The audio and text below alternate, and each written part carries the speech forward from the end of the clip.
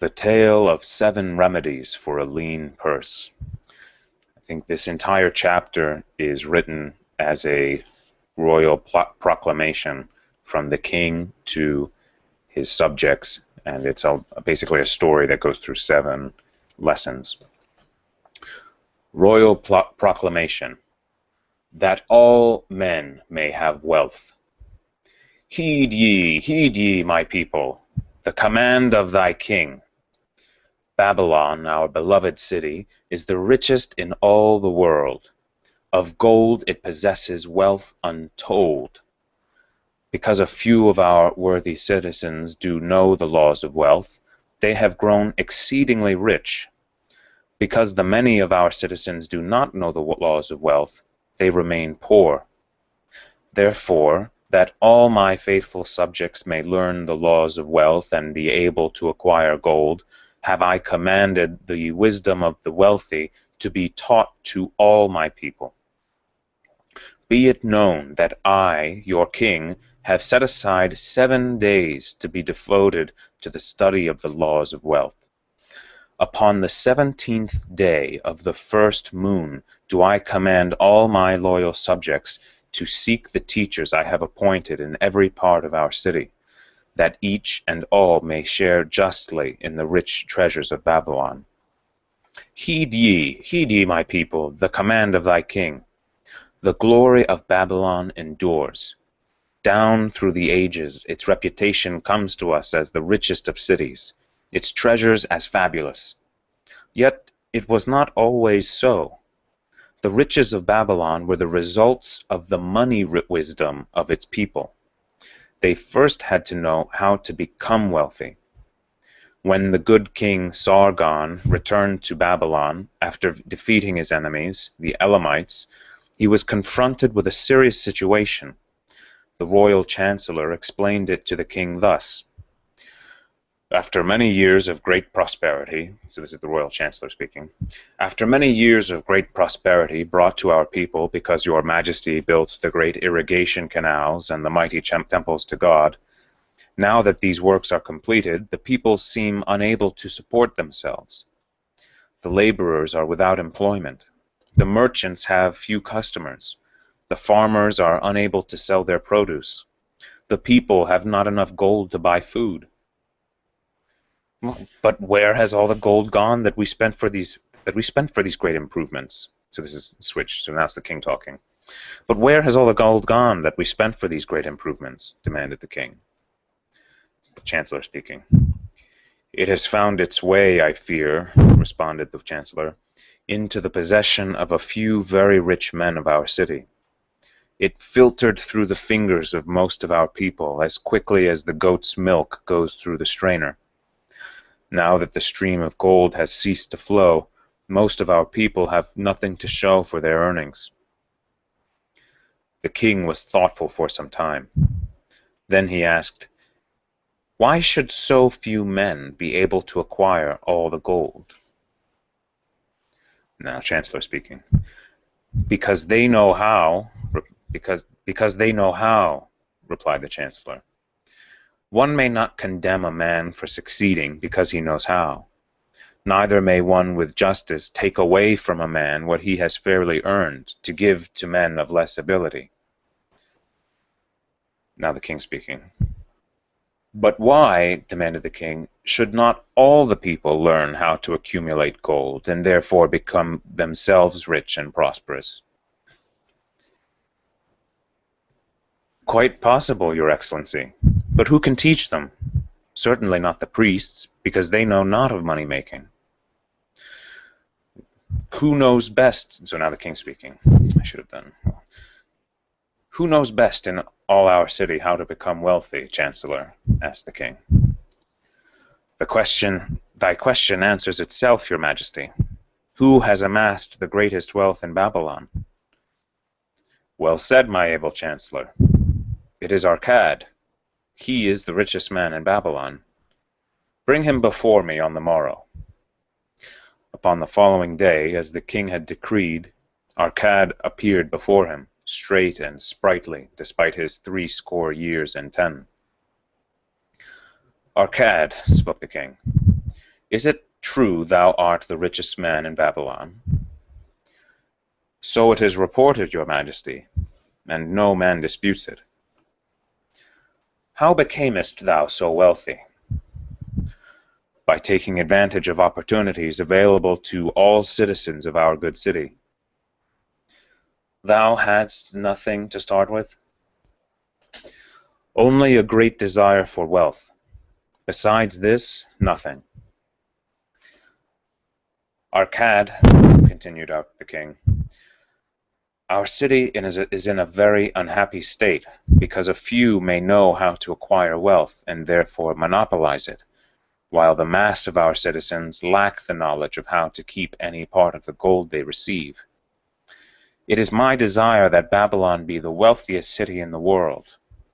Therefore, it must be a city of many wealthy men. Therefore, we must teach all the people how to acquire riches. Tell me, Arcad, is there any secret to acquiring wealth? Can it be taught? It is practical, your majesty. That which one man knows can be taught to others.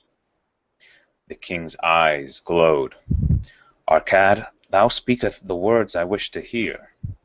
Wilt thou lend thyself to this great cause? Wilt thou teach thy knowledge to a school for teachers, each of whom shall teach others, until there are enough trained to teach these truths to every worthy subject in my domain? Arcad bowed and said, I am thy humble servant to command. Whatever of knowledge possess will I gladly give for the betterment of my fellow men and the glory of my king. Let your good chancellor arrange for me a class of 100 men, and I will teach to them those 7 remedies which did fatten my purse. Then my purse, than which there was none leaner in all Babylon. So he's talking about the purse. The writing in this book is so ornate. It's old-fashioned. A fortnight later, in compliance with the king's command, the chosen 100 assembled in the great hall of the Temple of Learning, seated upon colorful rugs in a semicircle. Arcad sat beside a small tabaret, I'm not sure how to pronounce that, small tabaret, upon which smoked a sacred lamp, sending forth a strange and pleasing odor. Behold, the richest man in Babylon, whispered a student, nudging his neighbor as Arcad arose. He is but a man, even as the rest of us. As a dutiful subject of our great king, Arcad began, I stand before you in his service. Because once I was a poor youth who did greatly desire gold, and because I found knowledge that enabled me to acquire it, he asks that I impart unto you my knowledge. I started my fortune in the humblest way. I had no advantage not enjoyed as fully by you and every citizen of Babylon. The first storehouse of my treasure was a well-worn purse. I loathed its useless emptiness. I desired that it be round and full, clinking with the sound of gold. Therefore, I sought every remedy for a lean purse. I found 7. To you, who are assembled before me, shall I explain the 7 remedies for a lean purse, which I do recommend to all men who desire much gold. Each day for 7 days will I explain to you one of the 7 remedies. Listen attentively to the knowledge that I will impart. Debate it with me. Discuss it among yourselves. Learn these lessons thoroughly, that ye may also plant in your own purses the seeds of wealth. First must each of you start wisely to build a fortune of his own. Then wilt thou be competent, and only then, to teach these truths to others. I shall teach to you in simple ways how to fatten your purses. This is the first step leading to the temple of wealth, and no man may climb who cannot plant his feet firmly upon the first step. We shall now consider the first remedy. The first remedy. So the first remedy is, start thy purse to fattening. Arcad addressed a thoughtful man in the second row. My good friend, at what craft workest thou? I, replied the man, am a scribe, and carve records upon the clay tablets. Even at such labor did I myself earn my first coppers. Therefore thou hast the same opportunity to build a fortune. He spoke to a florid-faced man farther back. Pray tell also what dost thou earn? Pray tell also what dost thou to earn thy bread? So this is another guy talking. I, responded this man, am a meat butcher. I do buy the goats the farmers raise and kill them and sell the meat to the housewives and the hides to the sandal makers.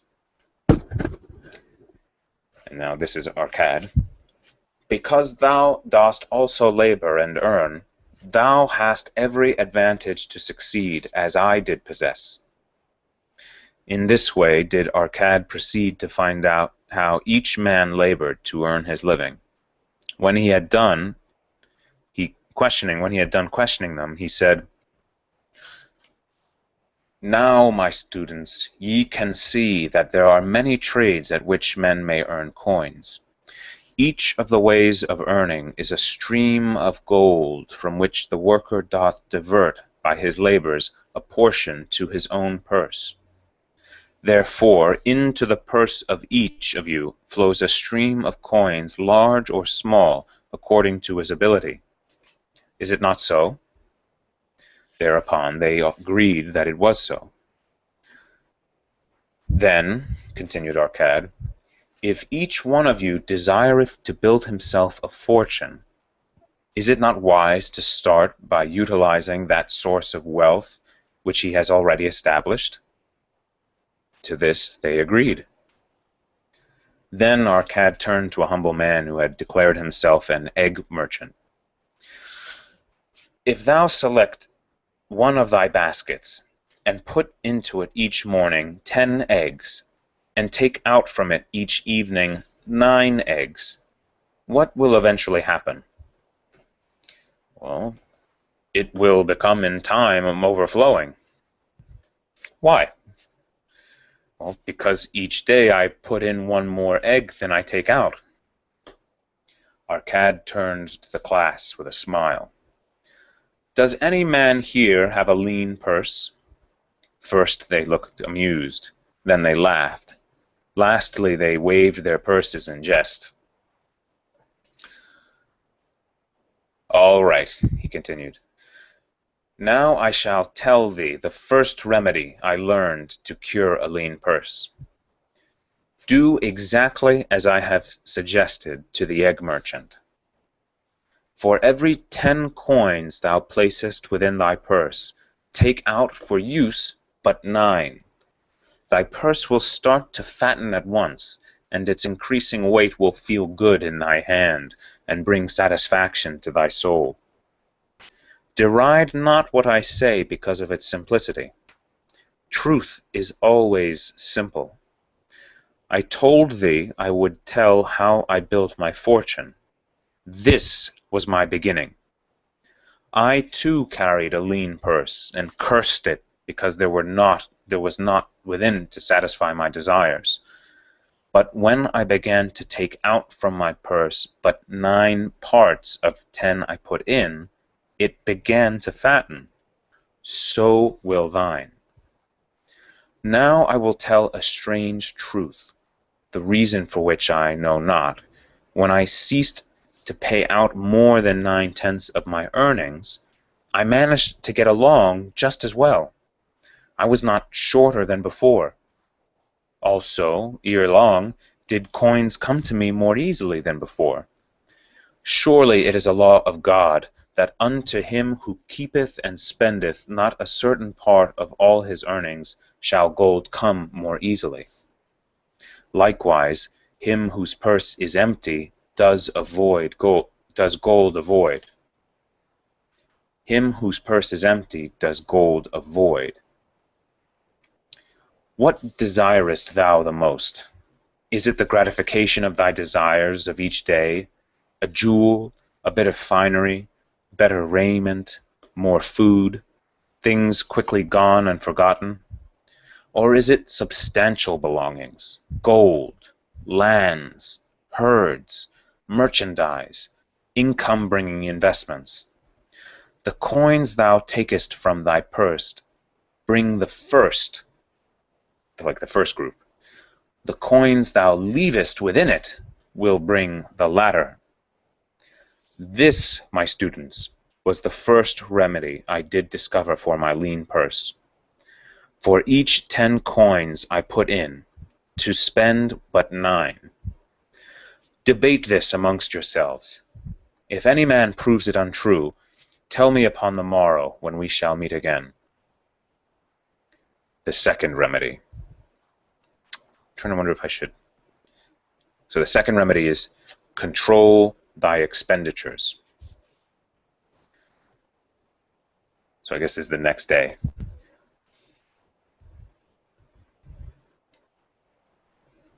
Some of your members, my students, have asked me this: how can a man keep 1/10 of all he earns in his purse when all the coins he earns are not enough for his necessary expenses?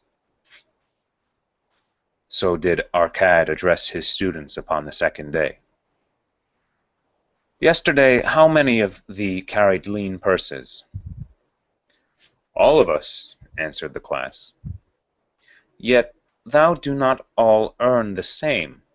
Some earn much more than others. Some have much larger families to support. Yet all purses were equally lean.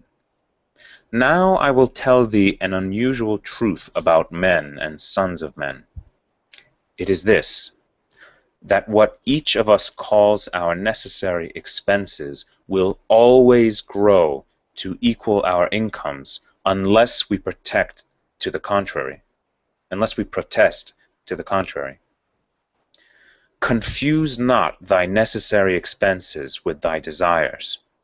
Each of you, together with your good families, has more desires than your earnings can gratify. Therefore are thy earnings spent to gratify these desires insofar as they will go. Therefore are thy earnings spent to gratify these desires insofar as they will go. Still thou retainest many ungratified desires. All men are burdened with more desires than they can gratify. Because of my wealth, thinkest thou I may gratify every desire? This is a false idea. There are limits to my time. There are limits to my strength. There are limits to the distance I may travel. There are limits to what I may eat. There are limits to the zest with which I may enjoy. I say to you that just as weeds grow in a field wherever the farmer leaves space for their roots, even so freely do desires grow in men whenever there is a possibility of their being gratified. Thy desires are a multitude, and those that thou mayest gratify are but few. Study thoughtfully thy accustomed habits of living. Herein may be most often found certain accepted expenses that may wisely be reduced or eliminated. Let thy motto be 100% of appreciated value demanded for each coin spent. Therefore, engrave upon the clay each thing for which thou desireth to spend. Select those that are necessary, and others that are possible through the expenditure of 9/10 of thy income. Cross out the rest, and consider them but a part of that great multitude of desires that must go unsatisfied, and regret them not. Budget then thy necessary expenses. Touch not the 1/10 that is fattening thy purse.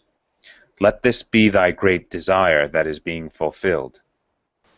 That's a key quote. Touch not the 1/10 that is fattening thy purse. Let this be thy great desire that is being fulfilled. So the fattening of your purse is the great desire that's being fulfilled. Keep working with thy budget. Keep adjusting it to help thee. Make it thy first assistant in defending thy fattening purse."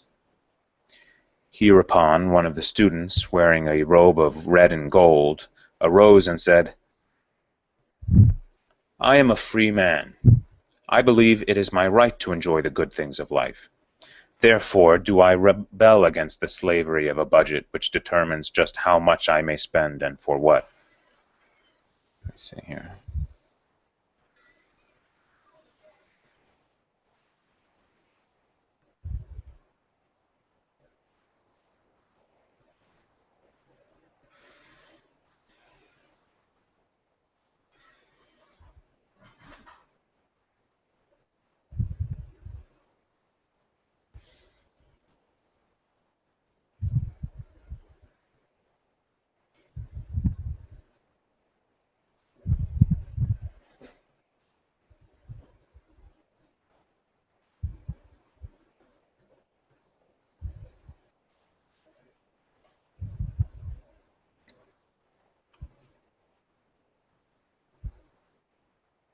Okay, let me start here.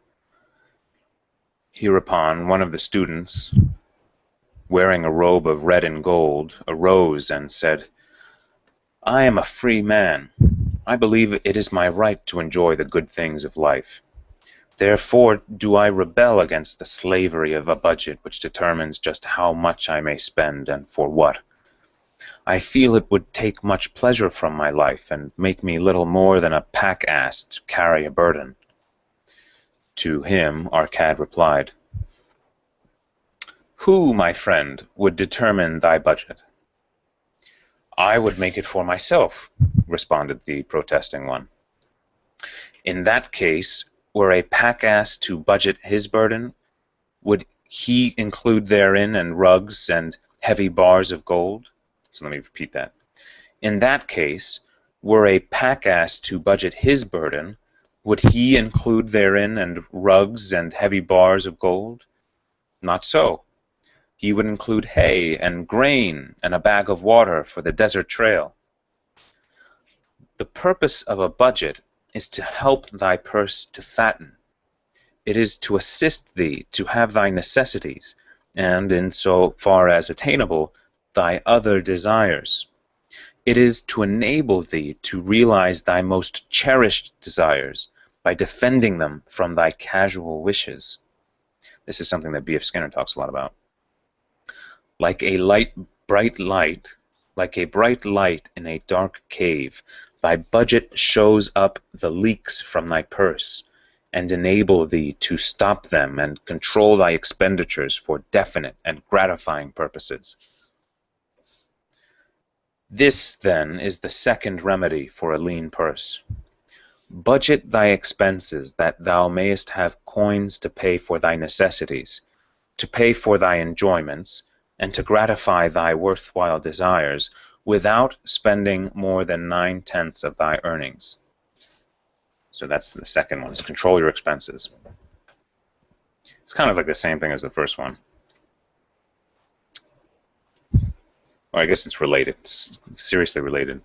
So the third remedy is make thy gold multiply. Behold, thy lean purse is fattening. Thou hast disciplined thyself to leave therein 1/10 of all thou earnest. Thou hast controlled thy expenditures to protect thy growing treasure. Next, we will consider means to put thy treasure to labor and to increase. Gold in a purse is gratifying to own and satisfieth a miserly soul, but earns nothing. The gold we may retain from our earnings is but the start. The earnings it will make shall build our fortunes. So spoke Arcad upon the third day to his class. How, therefore, may we put our gold to work? My first investment was unfortunate, for I lost all. Its tale I will relate later. My first profitable investment was a loan I made to a man named Agar, a shield maker. Once each year did he buy large shipments of bronze brought from across the sea to use in his trade. Lacking sufficient capital to pay the merchants, He would borrow from those who had extra coins. He was an honorable man. His borrowing he would repay, together with an honorable rental, as he sold his shields. Each time I loaned to him, I loaned back also the rental he had paid to me. Therefore, not only did my capital increase, but its earnings likewise increased. Most gratifying was it to have these sums returned to my purse. I tell you, my students, a man's wealth is not in the coins he carries in his purse. It is the income he buildeth, the golden stream that continuously floweth into his purse, and keepeth it always bulging. That is what every man desireth. That is what thou, each one of thee, desireth, an income that continueth to come, whether thou work or travel. Great income I have acquired, so great that I am called a very rich man. My loans to Agar were my first training in profitable investment. Gaining wisdom from this experience, I expanded my loans and investments as my capital increased. From a few sources at first, from many sources later, flowed into my purse a golden stream of wealth available for such wise uses as I should decide. Behold, from my humble earnings I had begotten a horde of golden slaves, each laboring and earning more gold. As they labored for me, so their children also labored, and their children's children, until great was the income from their combined efforts. Gold increaseth rapidly when making reasonable earnings, as thou wilt see from the following. A farmer, when his first son was born, took 10 pieces of silver to a moneylender and asked him to keep it on rental for his son until he became 20 years of age. This the moneylender did, and agreed the rental shall be 1/4 of its value every 4 years. The farmer asked, because the sum he had set aside as belonging to his son, that the rental be added to the principal. So it's basically a compound interest loan. It's like a savings account, or they have these now for like a college fund. When the boy had reached the age of 20 years, the farmer again went to the moneylender to inquire about the silver. The moneylender explained that because this sum had been increased by compound interest, the original 10 pieces of silver had now grown to 30 half pieces. The farmer was well pleased, and because the son did not need the coins, he left them with the moneylender. When the son became 50 years of age, the father meantime having passed to the other world, the moneylender paid the son in settlement of 167 pieces of silver. Thus, in 50 years had the investment multiplied itself at rental almost 17 times. This, then, is the third remedy for a lean purse: to put each coin to laboring, that it may reproduce its kind, even as the flocks of the field, and help bring to the income.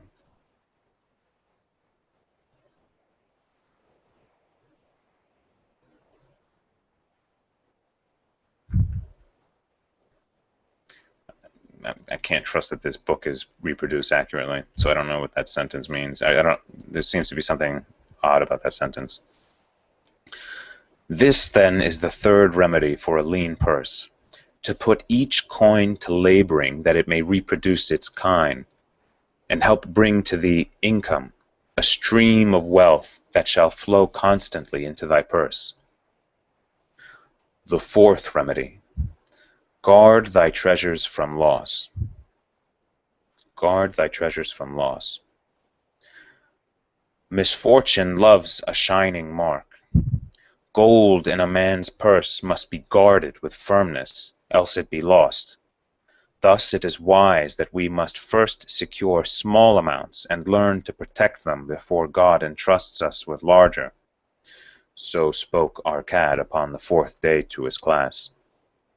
Every owner of gold is tempted by opportunities whereby it would seem that he could make large sums by its investment in most plausible projects. Often friends and relatives are eagerly entering such investment and urge him to follow. The first sound principle of investment is security for thy principal.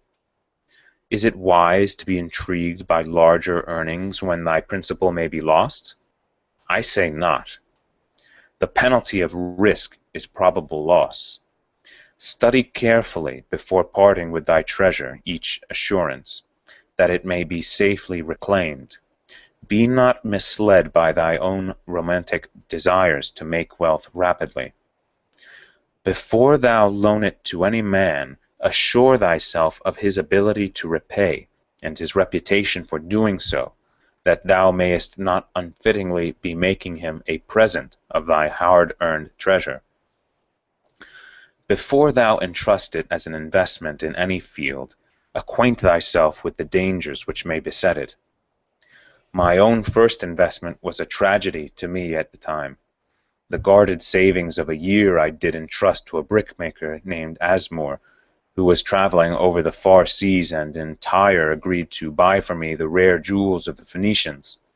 These we would sell upon his return and divide the profits. The Phoenicians were scoundrels and sold him bits of glass. My treasure was lost. Today my training would show to me at once the folly of entrusting a brickmaker to buy jewels. Therefore do I advise thee from the wisdom of my experiences, be not too confident of thy own wisdom in entrusting thy treasures to the possible pitfalls of investments. Better far consult the wisdom of those experienced in handling money for profit. Such advice is freely given for the asking, and may readily possess a value equal in gold to the sum thou considerest investing. In truth, such is its actual value, if it save thee from loss.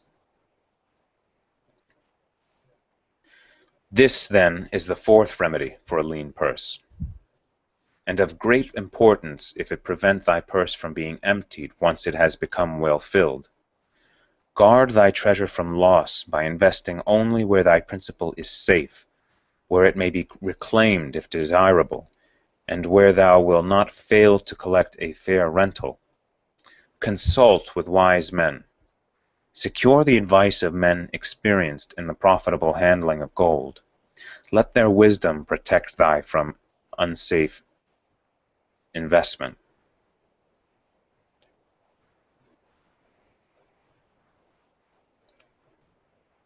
Pretty sure that should be thee instead of thy. I don't know. Okay, the fifth remedy. The fifth remedy is make of thy dwelling a profitable investment. If a man setteth aside 9 parts of his earnings, upon which to live and enjoy life, and if any part of this 9 parts he can turn into a profitable investment without detriment to his well-being,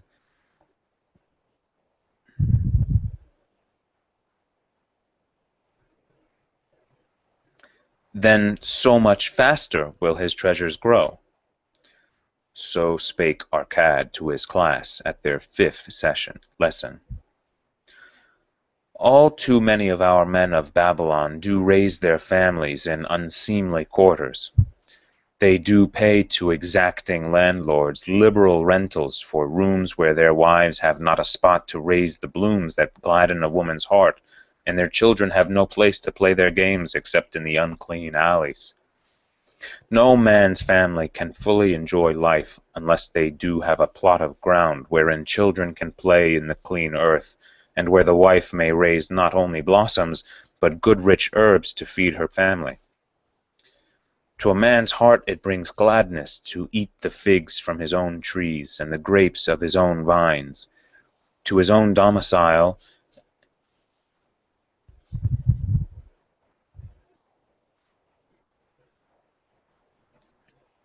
to own his own domicile, and to have it a place he is proud to care for, putteth confidence in his heart, and greater effort behind all his endeavors. Therefore do I recommend that every man own the roof that sheltereth him and his. This actually, Sal Khan of Khan Academy has a very good video discussing how it's not always best to own your home. It depends on the relative market, like the rental market versus the owning market. Sometimes it's a far better deal to rent. But anyway, I'll continue. Nor is it beyond the ability of any well-intentioned man to own his home. Hath not our great king so widely extended the walls of Babylon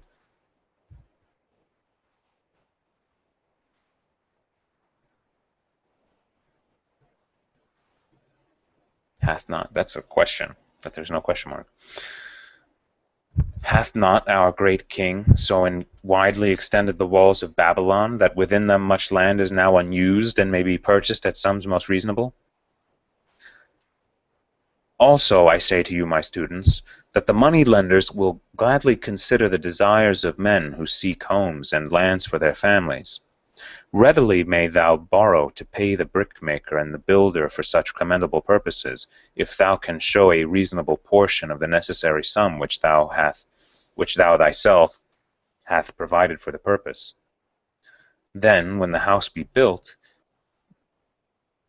thou canst pay the moneylender with the same regularity as thou didst pay the landlord, because each payment will reduce thy indebtedness to the moneylender.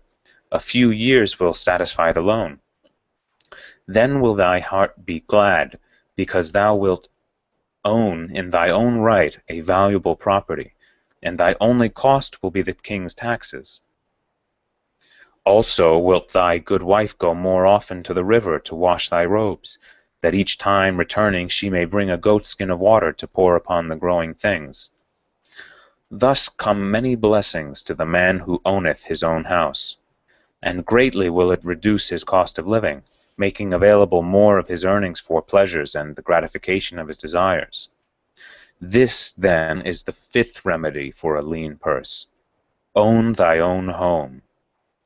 So again, this may have been generally true at the time this book was written, and even maybe in the old, and even before this book was written, but it seems from further reading that may not always be true.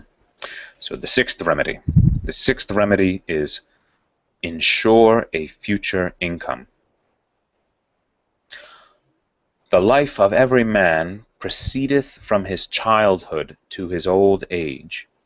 This is the path of life, and no man may deviate from it unless God calls him prematurely to the world beyond. Therefore do I say that it behooves a man to make preparation for a suitable income in the days to come, when he is no longer young, and to make preparation for his family, should he be no longer with them to comfort and support them. This lesson shall instruct thee in providing a full purse when time has made thee less able to earn. So Arcad addressed his class upon the sixth day. The man who became of his understanding of the laws of wealth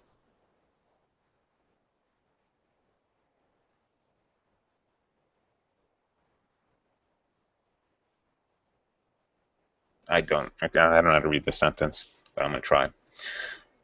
The man who became of his understanding of the laws of wealth acquireth a growing surplus, should give thought to those future days. He should plan certain investments or provisions that may endure safely for many years, yet will be available when the time arrives which he has so wisely anticipated. There are diverse ways by which a man may provide with safety for his future. He may provide a hiding place and there bury a secret treasure. Yet, no matter with what skill it be hidden, it may nevertheless become the loot of thieves. For this reason I recommend not this plan. A man may buy houses or lands for this purpose. If wisely chosen as to their usefulness and value in the future, they are permanent in their value, and their earnings or their sale will provide well for his purpose. A man may loan a small sum to the moneylender and increase it at regular periods. The rental which the moneylender adds to this will largely add to its increase. I do know a sandal maker named Ansan who explained to me not long ago that each week for 8 years he had deposited with his moneylender 2 pieces of silver. The moneylender had but recently given him an accounting over which he greatly rejoiced. The total of his small deposits with their rental at the customary rate of 1/4 their due for each 4 years. So I think what that means is that if you deposit 1 coin, then after 4 years you get 1/4 of that coin. Or if you deposit 4 coins and you keep them there for 4 years, you get 1 more coin at the end of the 4 years. So the total of his small deposits with their rental at the customary rate of 1/4 their due for each 4 years had now become 1,040 pieces of silver. I did gladly encourage him further by demonstrating to him with my knowledge of the numbers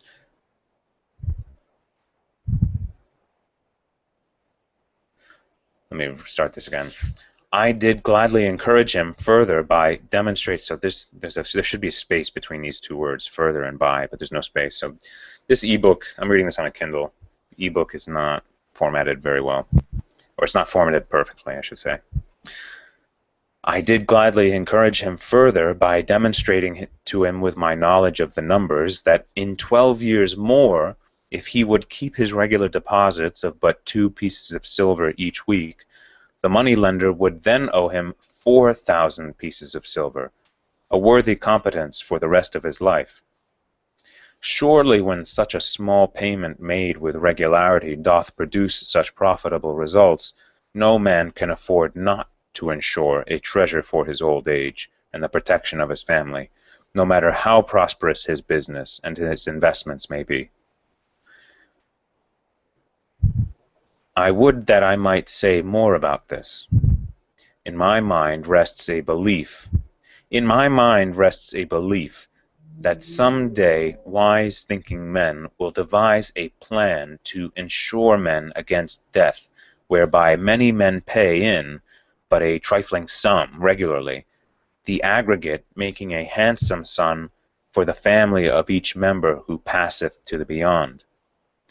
This do I see as something desirable, and which I could highly recommend.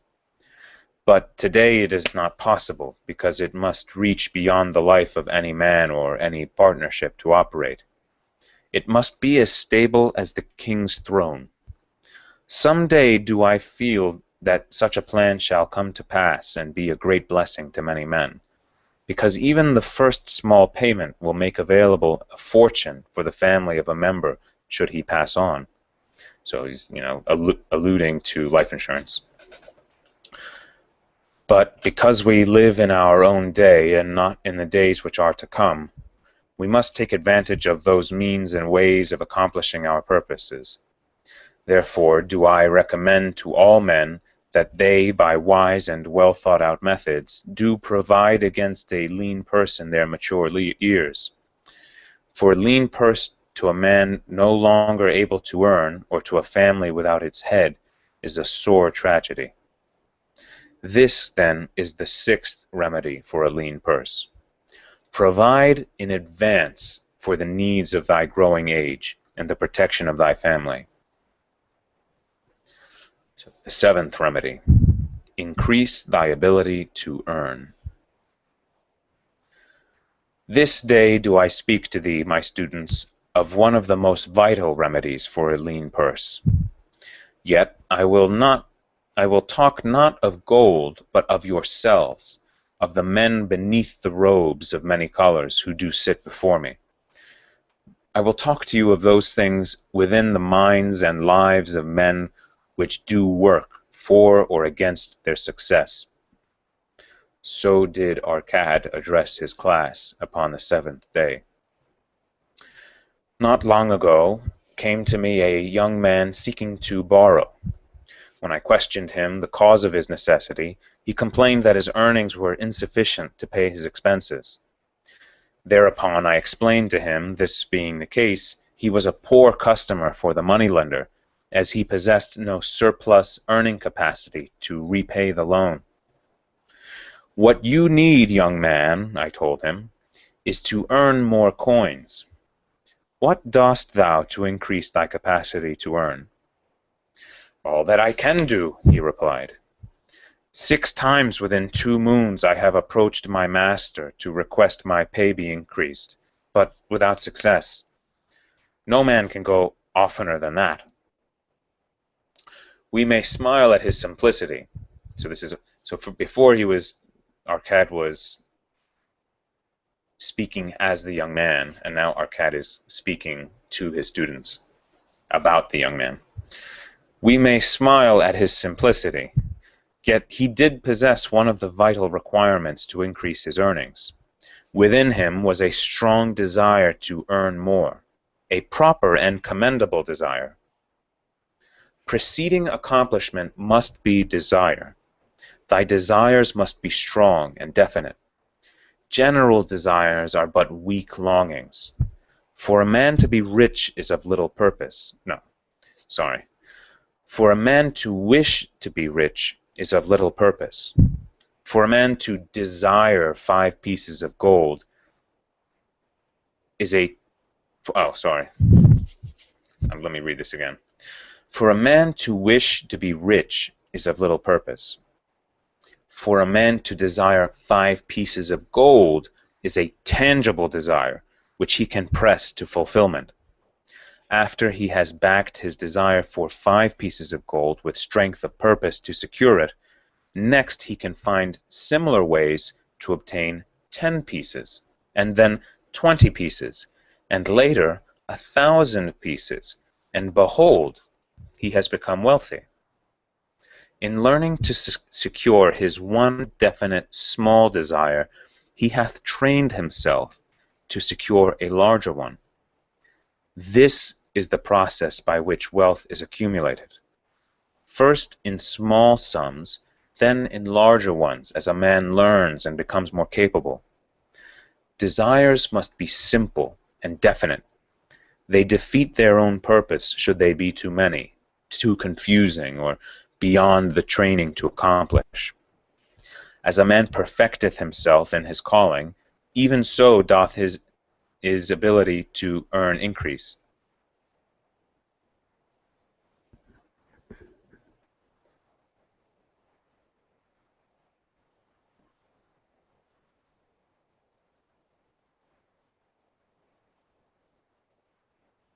I don't know. I don't think that sentence is written correctly because I don't understand what that's saying. In those days when I was a humble scribe carving upon the clay for a few coppers each day, I observed that other workers did more than I and were paid more. Therefore did I determine that I would be exceeded by none, nor did it take long for me to discover the reason for their greater success. More interest in my work, more concentration upon my task, more persistence in my effort, and behold, few men could carve more tablets in a day than I. With reasonable promptness my increased skill was rewarded, nor was it necessary for me to go 6 times to my master to request recognition. The more of wisdom we know, the more we may earn. That man who seeks to learn more of his craft shall be richly rewarded. If he is an artisan, he may seek to learn the methods and the tools of those most skillful in the same line.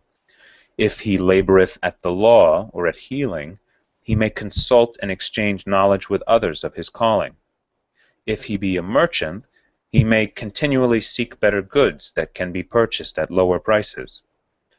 Always do the affairs of man change and improve because keen-minded men seek greater skill that they may better serve those upon whose patronage they depend. Therefore, I urge all men to be in the front rank of progress and not to stand still, lest they be left behind. Many things come to make a man's life rich with gainful experiences. Such things as following a man must do if he shall respect himself. So he's giving a list now. He must pay his debts with all promptness within his power, not purchasing that for which he is unable to pay. He must take care of his family, that they may think and speak well of him. He must make a will of record that in case God calls him, proper and honorable division of his property may be accomplished. He must have compassion upon those who are injured or smitten by misfortune, and aid them within reasonable limits. He must do deeds of thoughtfulness to those dear to him. Thus, the seventh and last remedy for a lean purse is to cultivate thy own powers, to study and become wiser, to become more skillful, to so act as to respect thyself. Thereby shalt thou acquire confidence in thyself to achieve thy carefully considered desires. So actually this last one rings very true. I can definitely, from having read a lot of biographies and autobiographies, I can say this is totally true. And the guy in particular that I'm thinking about now is Dale Carnegie, who was working in a telegraph office, sweeping the floor, and in the evenings and the mornings, he would play around with the telegraph machine, and he taught himself how to use the telegraph machine, and nobody told him to do that. And he did it so well that he ended up getting a job as a telegraph operator there, and then he became so good at it, he distinguished himself, and he was better than everyone else around. He became so good at it that people would come, he says in his autobiography, that people would come from all around to watch him do it because he was that good. And having done that, not only did he get raises, but he also got an offer. His word of his prowess spread, and he got an offer to work for someone who was working for the Pennsylvania Railroad, which was like the Google of its day. And he rose up through the ranks with that other person, and they both ended up very well off. So Andrew Carnegie is a great example of exactly what this person is saying in this book. These, then, are the 7 remedies for a lean purse, which, out of the experience of a long and successful life, I do urge for all men who desire wealth. There is more gold in Babylon, my students, than thou dreamest of. There is abundance for all. Go thou forth, and practice these truths, that thou mayest prosper and grow wealthy, as is thy right. Go thou forth and teach these truths, that every honorable subject of his majesty may also share liberally in the ample wealth of our beloved city. This is thy king's command,